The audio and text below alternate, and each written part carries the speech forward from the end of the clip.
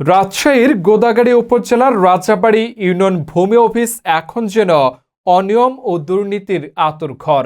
ভূমি কর্মকর্তা রাবিউলের অনিয়ম দুর্নীতি এখন চোখ রাঙাচ্ছে সরকারি বৈধ নিয়ম নীতিকে। ঘুষ, দুর্নীতি, দালাল সিন্ডিকেট নিয়ে একাধিক গণমাধ্যমে ধারাবাহিক সংবাদ প্রকাশ।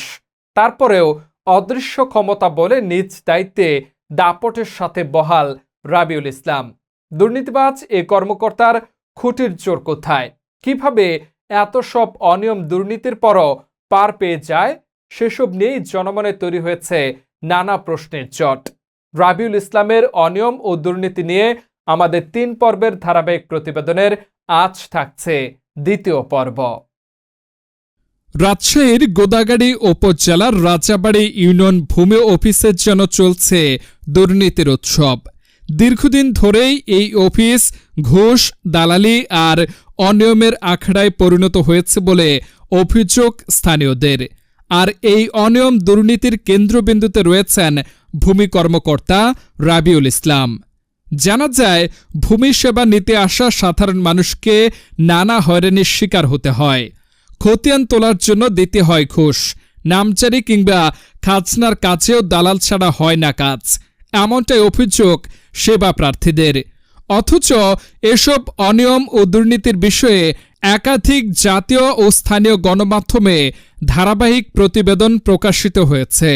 তবে অদৃশ্য শক্তি বলে এখনও নিজ অবস্থানে বহাল রয়েছেন অভিযুক্ত রাবিউল। প্রশাসনিক কোনো ব্যবস্থা তো নেওয়া হয়নি, বরং তিনি যেন আরও বেশি দাপুটে হয়ে উঠেছেন। এতে জনমনে প্রশ্ন উঠেছে, কার ছত্রছায়ায় এমন দুঃসাহস? তার খুঁটির জোর কোথায়? বিশ্লেষকরা বলছেন, মাঠ পর্যায়ের এই ধরনের দুর্নীতি শুধুমাত্র নিচু স্তরে সীমাবদ্ধ নয়, বরং এর সঙ্গে উচ্চ পর্যায়ের সুরক্ষা বলয় জড়িত। এদিকে স্থানীয়দের অভিযোগ করেও প্রতিকার মেলে না, বরং হয়রানি আরও বাড়ে। ফলে তারা অনেকেই এখন মুখ বন্ধ করে থাকতে বাধ্য হচ্ছেন। অভিযুক্ত ভূমি কর্মকর্তা রাবিউলের বক্তব্য জানতে একাধিকবার যোগাযোগের চেষ্টা করেও পাওয়া যায়নি। আপনি যে নম্বরে কল করেছেন নম্বরটি এই মুহূর্তে বন্ধ আছে। দুর্নীতিবাজ ভূমি কর্মকর্তা রাবিউল ইসলামের বিরুদ্ধে যথাযথ ব্যবস্থা গ্রহণের দাবি ভুক্তভোগী ও সচেতন নাগরিক সমাজের।